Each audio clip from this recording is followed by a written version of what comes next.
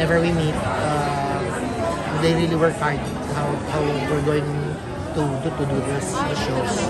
Kamusta po yung experience doing the first movie? Yung alam namin marami na kasi kayo Bali,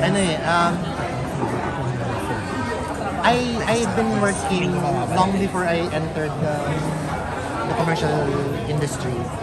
We were doing short films a long time ago, yung panong gawad sa city for alternative films. And I was lucky to be mentored and taught by 3 national artists, one of which is si Dr. Vera, na National Artist for Literature.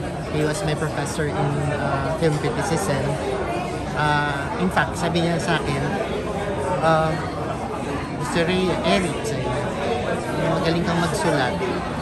I would like to invite you to keep on writing so that you can be a member of Orian. Because at that time, he was head of it. No? Tapos sabi ko, gusto ko pong gumawa ng pelikula. Parang hindi ko yata naayon na mag-critic ako ng pelikula tapos gumagawa din ako. Sabi niya, sige anak, gawin mo kung anong gusto mong gawin. Okay lang. So, I went to the commercial film industry. Natali ako sa TV. Hindi na ako nakaalis kasi ang bilis ng pacing eh. Nung mga panahon na yun, mahina ang 1 taon para gumawa ng pelikula. Tapos, na-enjoy ko yung television. Sabi naman ni Direk Marilu Diaz Sabaya, who was also a teacher and a mentor, ang lagi niyang tanong, what can you do in, what can be done in cinema na hindi mo pa ginagawa sa television? Sabi niya, kailangan maging matili ka sa ikikwento mo. Sa totoo lang, sa paggawa ko nito ng first movie ko, maraming pagbabalik alaala sa mga naging guru ko sa UP. Andyan si Ma'am Mara Lanot, who taught us also film criticism. Sila ang nagturo sa amin kasi nung araw hindi pa naman tinuturo ang pop culture as a course. Pero itong mga profesor namin, sila yung nagtulak na tignan ng malalim ang pop culture. Ilan sa mga naging professor ko si Dr. Joel David, who is I think now based in New York, but he has written so many books about the Philippine film industry. No? Sila Dr. Jaime Soto, who was a professor in France, and namangha siya kasi parang sinasabi niya, inaaral sa universidad ng mga dito sa Paris ang mga pelikula ni Lino Broca. So, yung how si Mang Lino was always employing lines in cinema, in the blocking and stuff. So, pagbalik nila, yun ang tinuturo sa amin. So, naging malalim yung pagmamahal namin sa pop culture, sa film industry, because of these professors na malalim yung tanim sa'yo. Kaya, sabi ko, unang-una kaibigan ko kasi si Maricel at saka si Roderick. Kaya nung humiling, hindi ko makakahindi. Si L.A., nagsimula siya sa akin sa ang sayo ay sa akin, na totoy pa. So parang naging anak-anakan ko na. Kaya nung nag-request silang tatlo, hindi ako makahindi. The movie turned out to be beautiful. Yung sabi ko nga kanina, nung sinulat ito ni Jerry Gracio at saka ni Manay Gina, nahirapan kami mag-mount because ang clever nung comedy. Ang clever ng comedy but ang clever din ng drama. Kasi ang lalim ng tanim nila dun sa... It started with me looking at... Meron akong kwento kasi sa kanila bago ko sinimulan yun. Sabi ko, tignan mo how the world works, no? Pag yung isang guwapo o cute na bata lumapit sa'yo at mare, ginanon yung breast mo, sasabihin mo, oh, yung naughty-naughty naman itong bata. Pagka naman isang hindi gwapong bata ang gumawa noon, ang sasabihin, ba itong demonyo itong bata itong litik pa lang, ganon. So, tapos, makita ka sa virtual world, magpo-post ng magandang picture sa isang side, pero pag ikot na ganon, makagulo yung kabilang side ng park. So, I was trying to look at how fake our surroundings are now. And then I was discussing with the writers. And when you look at how they have orchestrated, how they have boxed up each of the characters. So we have characters who are members of the LGBTQ community. We have Japayuki, mother, and we have Tim, who has a condition. And how the world looks at all these three boxed up characters, na you'd find it, parang tatawa ka, iiyak ka, so real, but at the end of the day, you look at them, they laugh at themselves. Diba, sabi nga nila Maria Ressa, the institutions are ancient, Jurassic institutions. Yes, sabi natin, may mga laws na tayo about LGBTQ. It's a virtual world, digital world. We say we accept them, but kaya yung opinion ng film, my thoughts were contained with the thought na parang there is this kid who wants to live in a circular world, pero kinakabahan natin. No? I was so happy with the whole team because they reflected all the elements. When I discussed with them the theme, from the production design to the cinematography of Neil Gaza and Raf, makikita mo na naka-ring sa lahat ng aspects yung pag-box. They are framed by the windows, by the doors. Yun, so natutuwa ako kasi the form is well-defined, cohesive yung works ng mga ibang departamento. And I hope really, while this is a mother's story, it's about children under the spectrum. Let's talk about that too. More importantly, hindi kami nakapag-final word dun sa sa press ko. I would encourage all children, mga anak, bring along your parents. It's a gift. Congratulations. Iba lang. Congratulations sa success ng LINLANG. How does it feel to overwhelm? Narinaw mo lang Oo, once the show is dropped 12 midnight, which is technically Wednesday 12 o'clock going to 3 a.m. of Thursday, hindi na ako makatulog kasi umuulan ng messages, no? Bakit pinatay mo si Sylvia? Bakit sinagasaan mo si Olivia? Na sabi ko, ano ba to? Nanonood ba talaga sila? Hindi ako sumagasa, hindi ako nagtulak, si Alex. So please lang, kailangan ko na siguro magpatulfo para malinis ang pangalan ko. Wala akong kasalanan dyan. It's really a big blessing because the executives of Prime had a meeting with the management just around 2 days ago, congratulating the whole management and the team kasi parang the show exceeded their expectations 8 times. 8 times! Wow! Tapos may mga bagay lang na hindi pa ako pwedeng magkwento, pero overwhelming yung discussions nila, overwhelming na para sa isang Pilipino na show, there are some steps na pinapa-on hold muna nila kasi parang sabi nila, ito ang kauna-unahang Pilipino na gumugulo sa kaisipan ng maraming bansa. Kaya first Filipino show siya na pumasok sa top 10 worldwide.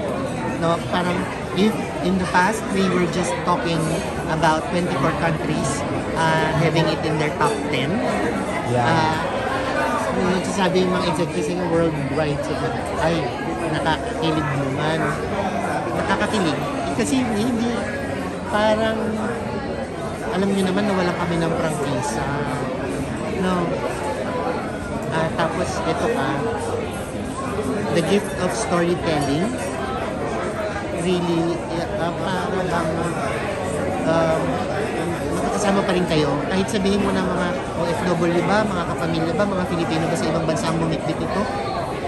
Hindi din kasi alam mo, maraming countries sa, let's say, sa Africa, yung mga cultures na nagpa-practice ng polygamy, maraming mga babae ang ayaw sa multiple relationships, mga kabet, mga nanlolokong lalaki. I think it's the voice of women saying we deserve dignity and respect. Kaya nagre-rate sa kanila. You know, so what is a big issue in the story world? Nagtatranscend sa iba-ibang culture. Kaya for the things that they learn out of the show, ang gandang gift para sa kababaihan na ito may show na nag-voice out nung unspoken sa society nila. Kaya sabi ko, nakakatuwa. Sa kabila ng may nawala, may mga kapalit na ganyan. Direk, ako na magsushoot. Kakahayaan ba tayo? Charot. Hindi kasi, I think ang dami na, ang tagal ng maraming gustong magtanong nito. And I think kayo yung best na makakasagot. I mean kasi hindi naman lahat mag-release. And there was one part of the show na medyo hindi nag-sit well with the vlog. And yun na nga yung team layer of the story. Si, Anji and Kice. Ano nang mako-comment mo dun direct? Like, is there anything that you want to address na baka mamaya things have been blown out of proportion or you acknowledge naman na I feel sad for the kid, no? Kasi ang intention ng team layer is to reflect the innocence and juxtapose it with how we as adults have compounded our sense of mind and our heart na nandun na sa darker side, sa gray side. Yun yung binibuild doon. No. Tapos pa, pag tinignan mo, highly charged lahat ng eksena ng mga adults. Highly charged. When LINLANG was crafted, siya isang buong linggo of 20 weeks. And then we were asked, nung nag-present kami sa Pride, 1 hour. So pag tinignan mo, yung 1 week na that may run for 2.5 hours is cut down into 1 hour. So, maraming setups na natanggal. Pero the design really is, tignan nyo gano'ng ka-inosente, gano'ng kadali lang tumakbo sa mukha nila, sa puso nila, na when confronted with the problem, mas malinis yung puso ng mga bata. Oo. Nakakalungkot kasi yun yung intention nun. Pero, there are some things na parang sometimes nasasalihan na rin ng competition, alam mo yun, parang iba na yung sausaw sa issue. And I feel sad for the kid. Ang maganda lang dun sa bata, maganda yung puso, malinis. So, I always believe na lahat tayo nagsimula, no? You were different when you were starting. You were different when you were starting. Whatever wounds you will make you deeper and better. So doon ako mas excited para kay Anji. For whatever she's learned out of this, I'm sure nakaukit yun. At magiging isang bagay na magpapagaling pa sa kanya at magpapagaling. Thankful ako dahil mabait yung bagay. Pero we can be a little bit nicer, you know, all of us. Direk, ano po yung aabangan sa inyo po? Dala-dala. Yung leading lady, There are some pitches. Hanapin mo. There are some pitches, pero medyo pagdating kasi sa ganyan, ano pa sila hindi ka, you should keep quiet first until it comes out. But so far, I'm finishing nag-aapoy na Damdamin. It's still on the air. Mahaba pa ba, Direk? Malinaw yung length ng show. That's as far as I can say for now. Alam namin yung tapos na noon. Handa kami for the longest time because that project was conceived for almost a year. And we were holding it out kasi originally some international OTTs were asking for it. Kaso lang, ito sa collab, they needed a big project for the collab with in fact. So, kami bilang mga sundalo, handa ka na to deliver what is asked for you. So, Ang LINLANG, Direk, will it, kasi may lumabas na namang teaser na hindi naman yata confirmed, pero parang will it be shown on TV in 2024? Para full, in 20 weeks. i-chito ko sa'yo kapag pwede na. Kapag pwede na kaming magbuka ng bibig, i-chito ko sa inyo. Because, wala. Basta the order is this. It's bringing in so much attention to the Philippines. Kaya parang, alam mo sila, when they sell it kasi, diba, parang sabihin, 7 weeks, number 1 in 24 countries. So the other regions need to buy it. Ganun na nangyayari. So hindi mo pa siya Pinapalabas. kasi you know, we are not known in many countries. Kaya pag nalalaman na may magandang palabas galing sa Pilipinas at meron pala silang strong industry, tapos marami palang pwedeng sumunod dito. Nag-uumpisa lagi yan ganun sa mga OFWs natin. Tapos yung mga may asawa na foreigner. In fact, meron nga kaming, may nagme-message sa akin na foreigner. He's based in San Francisco. Regularly siya bibigay ng comments sa akin. So ako talagang na-amuse ako na paano niya, kinukulit ako sabi, do you have subtitles? I think so. So, napapanood siya. He's so happy daw that he's on Prime because he doesn't know TFC. So, yun, nakakatuwa. Third question pala, paano ka nagputol to fit the 14 episodes? It's a big effort ng creative manager natin. Oo, kasi I tried to review it. I was part kasi meron kaming may frame IO kami where we dump all the episodes, we preview it, we give comments, and then they edit it. Pero pagka ganyan, you have to talk to the content creators and the creative manager. You give them the last say how we are going to chop it out. Kasi kabuuan yung titignan mo eh. So, halimbawa sa amin, yes, may script kami, pero dalawa kami director. Diba? May unit 1, unit 2, kahit naman sabihin mong tinemplate ko yun, at sumusunod yung unit 2, at the end of the day, you will assess how each of the unit tried to protect the journey of the respective stories assigned to them. At ang critical doon, pag may tumawid, pag nagtatawiran na, are you consistent? Like, are you consistent with the work of the other one? Have you checked, you reviewed the energy, the emotion that is invested? May mga ganun bagay. So, pagka tinitignan mo na yung kabuuan, while they respect my opinion, of course, I give it to the content creator. Kasi sila, pag-aari nila yun eh. Parang ganun. Even when you go to the States, you respect the showrunner. Kaya nga merong producer's cut, may director's cut. That's how we went.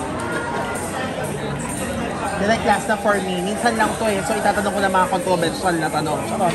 Hindi kasi ang dami nang hinaya nga dun sa so far sa mga nakapanood yung nangyari kay Olivia, di ba? Pero parang may lumabas na hindi naman nakapag-taping sa Heaven. That's why nabago ba or naligwak ba ang character niya? Or part naman yun? I'm not in the position to answer that kasi hindi ko unit yung ganon. I started out with the setup of Olivia earlier on, and then after some time, nung nagkakahatingan na, but I'm sure at one point she got sick eh. I think nagka-COVID siya, which takes a substantial time for you to heal. No? That I know. And you know, when you have a deadline, kasi nung sinabi ng Prime na bibilin namin ito and by let's say, pag sinabi na by June dapat nasa amin na lahat. Di ba? Gagawa ng measures yung grupo to finish kasi meron ka nang natamo ang kontrata eh. Parang ganyan. But props to them kasi marami silang reaction. Mas gusto ko lagi yun. Halimbawa, Kyla na napakagaling na artista kahit bagito, sobrang nagkagulo nung namatay siya dun sa kwento. Diba? Tapos, dyan mo maobserbahan na tayong Pilipino, meron tayong gustong mangyari lagi sa kwento. Lagpas dun sa kung ano yung ginawa nung mga creator. Parang ganito, we started the show, at the content creators started the show, minout namin, tapos suddenly, which always happens to me, sana'y wala nang wakas pa lang, Oo nga, direct. ang nangyayari, mas nagagalit na yung manunood, nagdidikta na sila kung anong gagawin mo. So, ako, nung mangyari yun dun kay Kyla, imagine mo nakakatanggap ka ng banta. Sasabihin na bakit mo pinatay si Sylvia? Hindi na kita papansinin. Gano'n. Sabi ko, minsan dadaanin ko sabihin, nanonood ka ba talaga? Hindi mo ako nagtulak si Alex. Siya ang sumbong mo kay Tulfo. So, you would rather exit noisy than quiet. Diba? It means you were able to do your job and people are asking for you. You know? Nag-iwan ka rin ng magandang imprint kasi sabi nila, magaling pala ito hintayin kita sa susunod. Eh, true to its fashion, dinisturb ka na talaga hanggang sa ending, whether you like it or not. You were disturbed. Kasi may nag-message sa akin, ang haba-haba ng kanyang defense. And he was saying na, parang, bakit ganun? Ang bilis naman ng kaparusahan ni Alex at saka ni Juliana. Dapat nagdusa sila. Sabi ko, ay, ganito pala ang galit nila. Yung kailangan durug-durug ka. Parang baka makalad ka doon sa kabayo. Nahulog sa So, we have a certain style of storytelling. And that probably a foreign viewer would just take it as casual or normal. Scene naman yung gawin attribute mo fans like that. Kasi kami, araw-araw, dumating yung script, pagdating sa set, take na. Kanya-kanyang bunga nga yung makeup department, wardrobe department, yung LM ko na babae, kanya-kanyang nung gigigil ako dyan kayo, bakit daw ang ginawa sa'yo? Paksinungaling. Nagagaling. So, natatawa ko pagka ganun. Kasi kung among the production people that's happening, ibig sabihin, the narrative is good. The narrative is bothering them. So nangingisi-ngisi lang ako. Pagka ginawa mo, ang mas concern ko is yung depth at saka nang ibibigay na emotion. At one point, pag tinignan mo kasi sa kanya, issue yung babae yung namaliwan. Ang tanong sa amin, anong drama ang ibibigay mo na lalaki yung naloko? So, mahabang defense yan. Thematically, sabi ko nga, at the end of the day, hindi lang naman babae yung nagsasabing, ang gusto ko, mapangasawa, pangarap ko, ganito, ganyan. Yung lalaki, pag sinabing gusto ka niya, at bubuo siya ng pamilya sa'yo, parang to me, ang hirap din na siya yung unang gagawa ng rason para maging dahilan na mawasak yung pamilyang gusto niyang buuin. No, sabi ko, and that's what I want to talk about. That's what I want to talk about. What gives a man his face? These are the things that he's so willing to fight for. Diba? The family, the child, the wife. If at the end of the day, after exhausting everything, he's given everything, at hindi tatayo yun, alam mo, yun yung measure niya as a man. So, and I think sa galing ni Paolo, yun yung nakita kasi maraming nagsasabi sa akin, iti-take home na lang daw nila ni Paolo. Mga nagpa-private message na hindi ko friend sa Facebook, pero iti-take home na lang daw nila. Sabi ko, restaurant ba ako? Iti-take out ni, ba't hindi kayo dumiretso sa kanya? Sabihin nyo sa kanya nyo sabihin sa akin kasi namamaya pa akong namamahinga this oras ng gabi. Tama ba yan? Assignment ang phone mo direct? Hindi ako nagre-reklamo. It's fun to deal with all of them with lightness. Kasi naka-invest sila di ba? Sometimes you just have to make them realize na ang sarap makapagkwentuhan sa'yo. Palapatulog ka. Salamat direct. Ang haba ng chika, sorry.